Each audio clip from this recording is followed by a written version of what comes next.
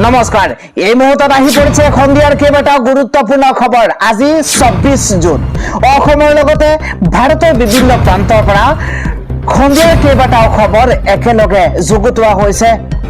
এই মুহূৰ্তত জনাইছো সন্ধিয়াৰ গুৰুত্বপূৰ্ণ খবৰ। ৰাইজক যদি উন্নয়ন লাগে তেন্তে বিজেপিক ভোট দিব লাগে। সংখ্যালঘু ৰাইজে বিজেপিক ভোট নিদিয়াৰ ফল এতিয়া পাইছে। এই মন্তব্য কৰিছে বিধায়ক ৰমাকান্ত দেউৰীয়ে। ৰমাকান্ত দেউৰীয়ে কৈছে ৰাইজক যদি উন্নয়ন লাগে তেন্তে বিজেপিক ভোট দিব লাগে। সংখ্যালঘু ৰাইজে বিজেপিক ভোট নিদিয়াৰ ফল এতিয়া ভোগ কৰি আছে। মন্তব্য বিধায়ক ৰমাকান্ত দেউৰীৰ। আন এটা খবৰ, পুনৰ এগৰাকী মুখ্যমন্ত্ৰীৰ পৰিয়ালৰ বিৰুদ্ধে ভূমি কেলেংকাৰীৰ গুৰুতৰ অভিযোগ উত্থাপন হৈছে।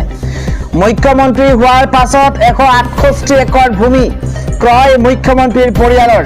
মধ্যপ্ৰদেশৰ মুখ্যমন্ত্ৰী মোহন যাদৱ আৰু তেওঁৰ পৰিয়ালৰ বিৰুদ্ধে গুৰুতৰ অভিযোগ উত্থাপন হৈছে। আন এটা খবৰ হৈছে, যিসকলে ৰাম মন্দিৰ গঢ়াৰ নামত ৰাজনীতি কৰিছিল সেইসকলে এতিয়া লুণ্ঠনকাৰীক সুৰক্ষা দিছে। বিজেপিয়ে মন্দিৰ লুণ্ঠনকাৰী বাবৰ আৰু মাহমুদ গজনবীসকলক আশ্ৰয় দিছে। মন্তব্য কৰিছে সাংসদ সঞ্জয় ৰাউতে। আজিৰ সন্ধিয়াৰ পৰৱৰ্তী খবৰ, ৰাজপথত নিষিদ্ধ হ'ব পেট্ৰল চালিত বাইক। ৰাজ্যবাসীৰ কাৰণে অত্যন্ত ডাঙৰ খবৰ, কিয়নো শীঘ্ৰেই ৰাজপথত নিষিদ্ধ হ'ব পেট্ৰল চালিত বাইক। পেট্ৰল চালিত বাইক চলাব নোৱাৰিব কোনো লোকে। ডাঙৰ খবৰ, 2028 চনৰ পৰা 1 এপ্ৰিলৰ পৰা ক্ৰয় কৰিব নোৱাৰিব পেট্ৰল চালিত বাইক। কেৱল ইলেক্ট্ৰনিক বাইকৰহে কৰা হ'ব পঞ্জীয়ন। এটা ব্ৰেকিং নিউজ এই মুহূৰ্তত জনাইছো, দিল্লী চৰকাৰৰ এক বৃহৎ সিদ্ধান্ত। দিল্লীৰ 2028 চনৰ 1 এপ্ৰিলৰ পৰা পঞ্জীয়ন কৰা নহ'ব পেট্ৰল চালিত বাইকৰ। অৱশ্য 2028 চনত 31 মাৰ্চৰ পূৰ্বে ক্ৰয় কৰা পেট্ৰল চালিত বাইকৰ পঞ্জীয়নত বাধা নাই। আইনীভাৱে আৰু অনিৰ্দিষ্ট কাললৈ চলাব পাৰিব এনে বাহন। দিল্লীত 2028 চনৰ 1 এপ্ৰিলৰ পৰা কোনো ডিলাৰে নতুন পেট্ৰলযুক্ত স্কুটাৰ বা মটৰ চাইকেল পঞ্জীয়ন কৰিব নোৱাৰিব। 2028 চনৰ 1 এপ্ৰিলৰ পৰা দিল্লীত পঞ্জীয়ন হোৱা প্ৰতিখন বাহন বৈদ্যুতিক হ'ব লাগিব। শীঘ্ৰেই ৰাজপথত নিষিদ্ধ হ'ব পেট্ৰল চালিত বাইক। আন এটা গুৰুত্বপূৰ্ণ খবৰ, এইবাৰ ডাৱৰ বিস্ফোৰণত অৰুণাচলৰ বহুকেইটা অঞ্চল একেবাৰে নিশ্চিহ্ন হৈ পৰিছে। এই মুহূৰ্তত এটা বিগ ব্ৰেকিং নিউজ, উত্তৰ অসমতো ইতিমধ্যে হাই এলাৰ্ট জাৰি কৰা হৈছে। আমি জনাই আছো দিনটোৰ সবাতোকৈ ডাঙৰ খবৰ, ডাৱৰ বিস্ফোৰণত নিশ্চিহ্ন হোৱাৰ দিশে অৰুণাচলৰ বহুকেইটা অঞ্চল। আজি দিনটোৰ আটাইতকৈ ডাঙৰ খবৰ, হঠাৎ অতি ভয়ংকৰ পৰিস্থিতিৰ দিশে অৰুণাচল প্ৰদেশ। অৰুণাচলৰ বান বিভীষিকাত হাহাকাৰময় পৰিৱেশৰ সৃষ্টি হৈছে। এটা বিগ ব্ৰেকিং ডাঙৰ খবৰ জনাইছো, উত্তৰ অসমতো নিশালৈ ভয়ংকৰ পৰিস্থিতিৰ আশংকা প্ৰকাশ কৰা হৈছে। ইফালে লখিমপুৰ, ধেমাজি, শোণিতপুৰত ভয়ংকৰ অৱস্থাৰ সম্ভাৱনা। এটা বিগ নিউজ জনাইছো, NDRF, SDRF সকলোকে সজাগ হৈ থকাৰ নিৰ্দেশনা দিয়া হৈছে। ডাঙৰ খবৰ, মুখ্যমন্ত্ৰীৰ নিৰ্দেশত উচ্চ সতৰ্কতা। ৰাজ্য চৰকাৰৰ তৰফৰ পৰা মুখ্যমন্ত্ৰীৰ নিৰ্দেশনাত উচ্চ সতৰ্কতা মুকলি কৰি দিয়া হৈছে। NHPCৰ স্পেলৱে গেটো। ডাৱৰ বিস্ফোৰণত নিশ্চিহ্ন হোৱাৰ দিশে অৰুণাচলৰ বহুকেইটা অঞ্চল। 15টাতকৈও অধিক আৱাসিক গৃহ ধ্বংস কৰি পেলাইছে অৰুণাচলত ভয়ংকৰ বানে। এগৰাকী মহিলা ইতিমধ্যে নিৰুদ্দেশ হোৱাৰো খবৰ আহি পৰিছে। ইয়াৰ উপৰিও মানুহৰ প্ৰাণহানিৰো সন্দেহ কৰা হৈছে যদিও কৰ্তৃপক্ষই এতিয়ালৈকে ইয়াক আনুষ্ঠানিকভাৱে চিহ্নিত কৰা নাই। বানপানীৰ পিছতে ততাতৈয়াকৈ উদ্ধাৰ আৰু সাহায্যৰ অভিযান আৰম্ভ কৰা হৈছে। ৰাজ্যিক দুৰ্যোগ সঁহাৰি বাহিনীক লগে লগে ঘটনাস্থলীলৈ প্ৰেৰণ কৰা হৈছে আৰু ৰাষ্ট্ৰীয় দুৰ্যোগ সঁহাৰি বাহিনীকো জৰুৰীকালীন অৱস্থাৰ বাবে সতৰ্ক কৰি জিলাখনলৈ পঠিওৱা হৈছে। আমি জনাই আছো সন্ধিয়াৰ আন এটা ডাঙৰ খবৰ, নিট ইউজিৰ কেলেংকাৰীৰ বাবে জগৰীয়া শিক্ষকহে দেশৰ বেয়া চিন্তা কৰাসকলে প্ৰতিবাদ কৰি আছে। এই মুহূৰ্তত এটা বিগ ব্ৰেকিং নিউজ, ডাঙৰ খবৰ। শিক্ষামন্ত্ৰী পদৰ পৰা পদত্যাগ নকৰে ধৰ্মেন্দ্ৰ প্ৰধানে। গুৰুত্বপূৰ্ণ খবৰ, প্ৰথমবাৰলৈ মুখ খুলিলে ধৰ্মেন্দ্ৰ প্ৰধানে। কক্ৰোচ জনতা পাৰ্টিত থকা খৰকা ধৰ্মেন্দ্ৰ প্ৰধানৰ। এটা ব্ৰেকিং নিউজ, দেশক ভাগ ভাগ কৰিব বিচৰা সকলেহে প্ৰতিবাদ কৰি আছে। দেশৰ বেয়া চিন্তা কৰা সকলে প্ৰতিবাদ কৰি আছে, ডাঙৰ খবৰ।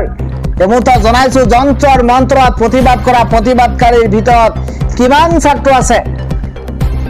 যন্ত্ৰৰ মন্ত্ৰত কোনো ছাত্ৰ ছাত্ৰীয়ে প্ৰতিবাদ কৰা নাই, টুকুৰে টুকুৰে গেঙে প্ৰতিবাদ কৰি আছে। নিট ইউজি কেলেংকাৰীৰ বাবে জগৰীয়া শিক্ষকহে, যিসকল শিক্ষকৰ ওপৰত বিশ্বাস আছিল সেই শিক্ষকে বিশ্বাস ভংগ কৰিলে, এই মন্তব্য কৰিছে কেন্দ্ৰীয় শিক্ষামন্ত্ৰী ধৰ্মেন্দ্ৰ প্ৰধানে। আমি জনাই আছো সন্ধিয়াৰ আন এটা গুৰুত্বপূৰ্ণ খবৰ। মানকাছাৰৰ বিভিন্ন প্ৰান্তত বৰলুইতৰ ভয়ংকৰ খহনীয়া।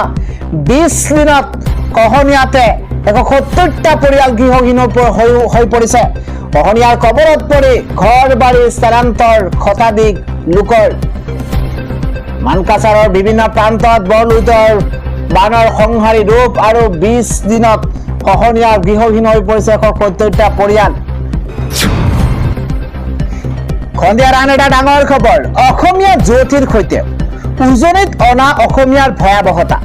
এই মুহূৰ্তত এটা বিগ ব্ৰেকিং নিউজ, উজনি অসমত অসমীয়া যুৱতীৰ সৈতে এক ভয়ংকৰ কাণ্ড অনা অসমীয়াৰ।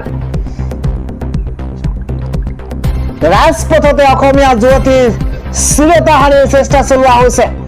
এটা ব্ৰেকিং নিউজ, এই মুহূৰ্তত জনাইছো ধাৰ লৈ লোৱা টকা ঘূৰাই বিচৰাৰ বাবেই এই ভয়াৱহতা। ৰাকেশ কুমাৰ চাহ নামৰ যুৱকক ৰাজপথতে এসেকা দিলে যুৱতীয়ে। বিগ নিউজ, এই মুহূৰ্তত ধাৰ লৈ থোৱা টকা বিচাৰিলেই ভয় ভাবুকি দি আহিছিল যুৱতীক। আৰু 3 বছৰ পূৰ্বে যুৱতীৰ পিতৃৰ পৰা ধাৰ লৈছিল প্ৰায় 1.5 লাখ টকা। টকা ঘূৰাই বিচৰাৰ বাবেই ৰাজপথত চিৰতাহানিৰ চেষ্টা। আৰু যোৰহাটত অনা অসমীয়াৰ এই কুকাণ্ড। ৰাজপথতে অসমীয়া যুৱতীৰ চিৰতাহানিৰ চেষ্টা চলোৱা হৈছে। আজিৰ সন্ধিয়াৰ খবৰটোকৈ ডাঙৰ খবৰ, আমেৰিকা নহয় নিজৰ অস্ত্ৰ নিজেই নিৰ্মাণ কৰিব ইজৰাইলে। আত্মনিৰ্ভৰশীল হৈ শক্তিশালী হ'ব ইজৰাইল। এটা আন্তঃৰাষ্ট্ৰীয় বিগ নিউজ, এই মুহূৰ্তত জনাইছো আমেৰিকাক ভৰসা কৰি নাথাকে ইজৰাইলে। আমেৰিকাৰ ওপৰত নিৰ্ভৰ কৰাৰ প্ৰয়োজন নাই ইজৰাইলৰ। নিজৰ অস্ত্ৰ নিজে নিৰ্মাণ কৰিব ইজৰাইলে। ইৰাণ আমেৰিকাৰ শান্তি চুক্তিৰ মাজতেই পুনৰ বেঞ্জামিন নেতান্যাহুৰ হুংকাৰ। বিগ নিউজ, এই মুহূৰ্তত ইজৰাইলক প্ৰয়োজন হোৱা সকলো অস্ত্ৰ ইজৰাইলে নিজেই নিৰ্মাণ কৰিব। সবাতোকৈ ডাঙৰ খবৰ, বিদেশৰ সামৰিক সাহায্যৰ ওপৰত নিৰ্ভৰ নকৰে ইজৰাইলে। ঘৰুৱা প্ৰতিৰক্ষা উৎপাদন বৃদ্ধি কৰা হ'ব। আত্মনিৰ্ভৰশীল হৈ উঠিব ইজৰাইল। নিজাকৈ সকলো অস্ত্ৰ নিৰ্মাণৰ ক্ষমতা গঢ়ি তুলিব ইজৰাইলে। ইজৰাইলে নিজৰ প্ৰতিৰক্ষা আন্তঃগাঁথনি আৰু অধিক শক্তিশালী কৰিব। আমেৰিকাৰ পৰা আমি বহুত সহায় সহযোগিতা পালো। আমি আমেৰিকাৰ ওচৰত কৃতজ্ঞ, কিন্তু আমি এতিয়া আত্মনিৰ্ভৰশীল হ'ব লাগিব। ইজৰাইলক সামৰিকভাৱে শক্তিশালী কৰা আমাৰ লক্ষ্য। আগন্তুক 30টা বছৰ আমাৰ স্থিতি কি হ'ব সেয়া আমাৰ শক্তিয়ে নিৰ্মাণ কৰিব। আৰু সেইবাবেই ইজৰাইলক আৰু অধিক শক্তিশালী কৰিব লাগিব। এই হুংকাৰ ইজৰাইলৰ প্ৰধানমন্ত্ৰী বেঞ্জামিন নেতান্যাহুৰ। জনাইছো সন্ধিয়াৰ আন এটা বিগ নিউজ, অসমলৈ দলে বলে আহিছে বাংলাদেশী। কেমেৰাৰ সন্মুখতেই বাংলাদেশীৰ মহাবিস্ফোৰণ। এটা ব্ৰেকিং নিউজ, ডাঙৰ খবৰ, অসমলৈ দলে বলে আহিছে বাংলাদেশী। সাৱধান হওক ৰাজ্যবাসী, কিয়নো ৰাজ্যৰ পৰিস্থিতি হৈ পৰিছে এতিয়া ভয়ংকৰ। নিশাৰ আন্ধাৰত অসমত প্ৰৱেশ কৰিছে বাংলাদেশীয়ে। গুৱাহাটী মহানগৰীৰ মাজমজিয়াৰ হোটেলত সোমাই আছে বাংলাদেশী। ডাঙৰ খবৰ, এই মুহূৰ্তত জাতিদ্ৰোহী ৰূপত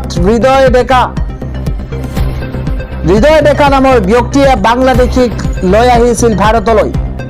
কেমেৰাৰ সন্মুখতে নিজ মুখে স্বীকাৰ কৰিছে বাংলাদেশীয়ে। মহানগৰীৰ পল্টন বজাৰৰ লজত কেইবাজনো বাংলাদেশী বৈধ নথি অবিহনে ভাৰতত প্ৰৱেশ কৰিছিল বাংলাদেশীয়ে। দালালৰ জৰিয়তে ভাৰতত প্ৰৱেশৰ কথা স্বীকাৰ কৰিছে দুই বাংলাদেশীয়ে। ইতিমধ্যে 10জন বাংলাদেশীক আটক কৰিছে আৰক্ষীয়ে। হোটেলখনৰ কোঠাত আছিল বাংলাদেশী কেইটা, আৰু ইতিমধ্যে পল্টন বজাৰ আৰক্ষীয়ে হোটেলখনত চলাই আছে অভিযান। আন এটা খবৰ হৈছে 3টাকৈ সন্তান থকা গৰ্ভৱতী মহিলাই নাপাব বিনামূলীয়া চিকিৎসা। এমুহূৰ্তত এটা বিগ ব্ৰেকিং নিউজ, ডাঙৰ খবৰ। 3টাকৈ সন্তান থকা গৰ্ভৱতী মহিলাই নাপাব বিনামূলীয়া চিকিৎসা। 6 পৰা 7টা সন্তান থকা মহিলাই লাভ নকৰিব এই সুবিধা। এটা বিগ নিউজ এই মুহূৰ্তত জনাইছো, 6-7টা সন্তান থকা মহিলাই লাভ নকৰিব এই সুবিধা। কেৱল বৰপেটাই নহয়, সমগ্ৰ অসমতে প্ৰযোজ্য হ'ব লাগে এই নিয়ম। চৰকাৰী হস্পিটেলৰ বিনামূলীয়া সুবিধা নাপাব 3টা সন্তান থকা গৰ্ভৱতীয়ে। এটা গুৰুত্বপূৰ্ণ খবৰ, 1 জুলাইৰ পৰা কাৰ্যকৰী কৰা হ'ব এই নতুন নিয়ম। গুৰুত্বপূৰ্ণ খবৰ জনাইছো, বৰপেটা মেডিকেল কলেজ হস্পিটেলত প্ৰথম পৰ্যায়ত বন্ধ হ'ব এই সুবিধা। অসম বিধানসভাৰ অধ্যক্ষ ৰঞ্জিত দাসৰ তৰফৰ পৰা এই মন্তব্য কৰা হৈছে। আন এটা খবৰ, বাৰিষাৰ বৰষুণে এতিয়া আৰম্ভ হৈছে। 23খনকৈ জিলাত ইতিমধ্যে এলাৰ্ট জাৰি কৰা হৈছে। এটা ব্ৰেকিং নিউজ এই মুহূৰ্তত জনাইছো, কিয়নো বাৰিষাৰ বৰষুণত কৃষকৰ মুখত বিৰিঙিছে হাঁহি, কিয়নো ৰাজ্যত পুৱাৰে পৰা ৰাজ্যৰ ভিন্ন প্ৰান্তত আৰম্ভ হৈছে প্ৰবল বৃষ্টিপাত। 23খনকৈ জিলাত ইতিমধ্যে এলাৰ্ট জাৰি কৰা হৈছে। গুৱাহাটী মহানগৰকে ধৰি বিভিন্ন প্ৰান্তত ধাৰাসাৰ বৰষুণ অব্যাহত আছে। দক্ষিণ খালমৰা, মানকাছাৰ, ধুবুৰী, কোকৰাঝাৰ, গোৱালপাৰা, বঙাইগাঁও, চিৰাং, বাক্সা, কামৰূপ মেট্ৰ, শোণিতপুৰ, লগতে পশ্চিম কাৰ্বি আংলং, ডিমা হাছাও, হাইলাকান্দি, কাছাৰ, মাজুলী, যোৰহাট, গোলাঘাট, কাৰ্বি আংলং, কৰিমগঞ্জ, লখিমপুৰ, ধেমাজি, বিশ্বনাথত ইতিমধ্যে হাই এলাৰ্ট জাৰি কৰা হৈছে। 23খনকৈ জিলাত ইতিমধ্যে বতৰ বিজ্ঞান কেন্দ্ৰৰ তৰফৰ পৰা এলাৰ্ট জাৰি কৰা হৈছে। পৰৱৰ্তী খবৰটো হৈছে, পবিত্ৰ অম্বুবাচী মেলাত ওলাইছে বাংলাদেশী। পবিত্ৰ অম্বুবাচী মেলাত বাংলাদেশী ওলাইছে। সনাতনী জাগ্ৰত প্ৰহৰীৰ কৰ্মকৰ্তাই আটক কৰে বাংলাদেশীটোক। বাংলাদেশীটোক আটক কৰি গতাই দিছে আৰক্ষীক। এটা ডাঙৰ খবৰ, অম্বুবাচীৰ ভিৰৰ মাজতে বিয়পি দি ফুৰিছিল বাংলাদেশীটোৱে। বৰ্তমান আৰক্ষীৰ জিম্মাত আছে বাংলাদেশীটো। ডাঙৰ খবৰ, পবিত্ৰ অম্বুবাচী মেলাত ওলাইছে বাংলাদেশী। সনাতনী জাগ্ৰত প্ৰহৰীৰ কৰ্মকৰ্তাই ইতিমধ্যে আটক কৰিছে বাংলাদেশীটোক। পৰৱৰ্তী খবৰটো হৈছে, চকুৰ সন্মুখতেই উঠি গৈছে এখন গাঁও আৰু ঘৰৰ ভিতৰত মৰণ কাতৰ চিঞৰ। এক শিহৰণকাৰী দৃশ্য। শ লোকে বাস কৰিছিল গাঁওখনত, আৰু ঘৰৰ ভিতৰত আহাৰ খাই থকা অৱস্থাতে নামি আহিছে ঢল। ডাঙৰ খবৰ, হঠাৎ পাহাৰৰ পৰা নামি অহা পানী মুহূৰ্ততে ঘেৰি ধৰিছে। বোকা মাটিত পুত গ'ল ঘৰ দুৱাৰ সকলো। এটা বিগ নিউজ, কোনেও বচাব নোৱাৰিলে কোনো সম্পত্তি। ডাৱৰ বিস্ফোৰণত নিশ্চিহ্ন হৈ পৰিছে অৰুণাচলৰ কেইবাটাও অঞ্চল। নিউক্লিয়ে খুলিছে কেইবাটাও গেট, আৰু তাৰ পাছতেই উত্তৰ অসমতো নিশালৈ ভয়ংকৰ পৰিস্থিতিৰ আশংকা প্ৰকাশ কৰা হৈছে। লখিমপুৰ, ধেমাজি, শোণিতপুৰত ভয়ংকৰ অৱস্থা সৃষ্টি হৈছে, সম্ভাৱনা আছে। NDRF, SDRF সকলোকে সজাগ হৈ সষ্টম হৈ থাকিবলৈ আহ্বান জনোৱা হৈছে। খবৰটো হৈছে, কাইলৈৰ পৰা কংগ্ৰেছৰ বিশেষ অভিযান। গৌৰৱ গগৈকে ধৰি 28 গৰাকী নেতাই সম্বোধন কৰিব সংবাদমেল। দেশৰ শিক্ষা ব্যৱস্থাক লৈ নাৰাজ ভাৰতীয় জাতীয় কংগ্ৰেছ। সমগ্ৰ দেশজুৰি ছাত্ৰ কি গুঞ্জ শীৰ্ষক এক অভিযান আৰম্ভ কৰিব দলটোৱে। সেই উদ্দেশ্যে 25 জুন 2026 গুৱাহাটীকে ধৰি দেশৰ বিভিন্ন স্থানত সংবাদমেল সম্বোধন কৰিব গৌৰৱ গগৈকে ধৰি 28 গৰাকী নেতাই। উল্লেখযোগ্য যে সমগ্ৰ দেশৰ শিক্ষা ব্যৱস্থাৰ ব্যাপক সংস্কাৰৰ দাবীত নিখিল ভাৰত কংগ্ৰেছ কমিটি AICCয়ে এই অভিযান আৰম্ভ কৰিছে।